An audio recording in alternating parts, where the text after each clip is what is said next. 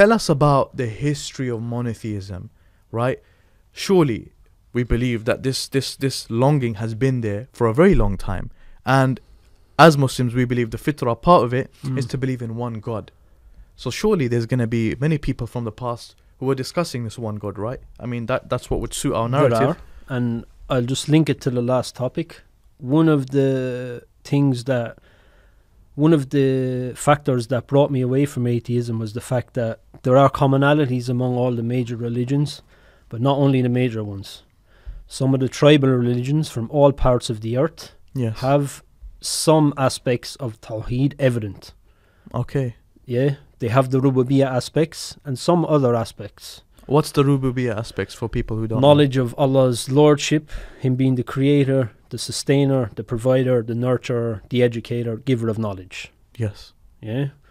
Now I got to thinking, these cultures, many of them were untouched. They're in the corners of Australia, the far corners of the Americas, they're in Burma, China, etc., etc. How did they all get the commonalities at times when they had absolutely no contact with each other whatsoever? So I was thinking this before I knew what Islam says on this. Wow. So I'm thinking there has to be something in this. There has to be. It's far too much of a stretch to believe they all got it wrong and got it wrong in the same way. Why are all of these different groups coming to the same conclusion separately? Yes, obviously they all differed in some other ways, but they have commonalities. Now, I then found out during my research of Islam that Allah Azza wa Jal has always been sending prophets and messengers to mankind, and also people carrying the messages of prophets and messengers. Yes. Guides and warners and da'is, people calling to Islam. Yes. They have been sent all over the globe. Yes. Yeah, to every people. Now, at the time I started my research, I had some evidence for this, although it was scant. Yeah, it wasn't much. But internally I felt there was more. Over a period of years again, I started to discover more and more and more. Up until about a year ago, I would still say the evidence was scant.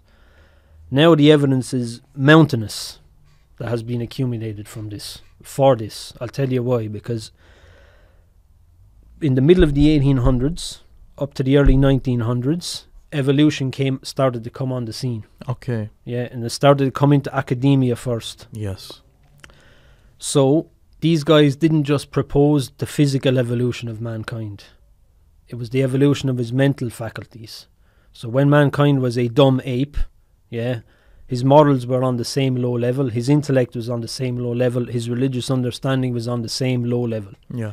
They basically said, and this is not from evidence, this is all from theory, from dhann, speculation, yeah, that mankind started out as animists.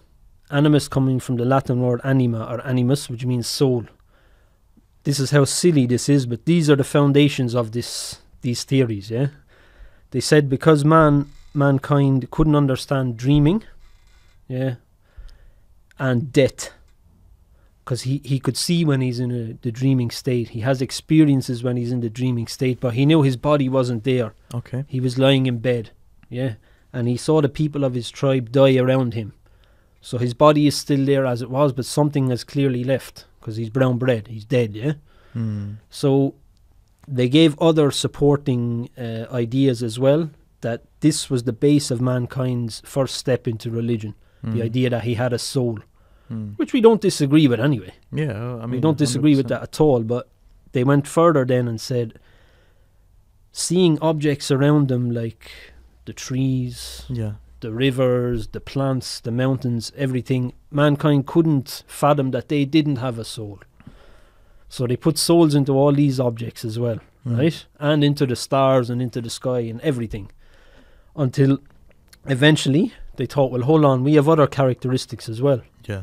So let's put those into these objects. Okay. So you can see where this is going, yeah? Yeah. So they personified them. Eventually over time, as these myths got passed, they became personalities, then they became gods. Yeah. Yeah. Then the gods got classified. Some had particular duties and particular powers that the others didn't, then they gave them names, etc., until man kept on improving morally as well. Yes. Yeah, all the way up to monotheism.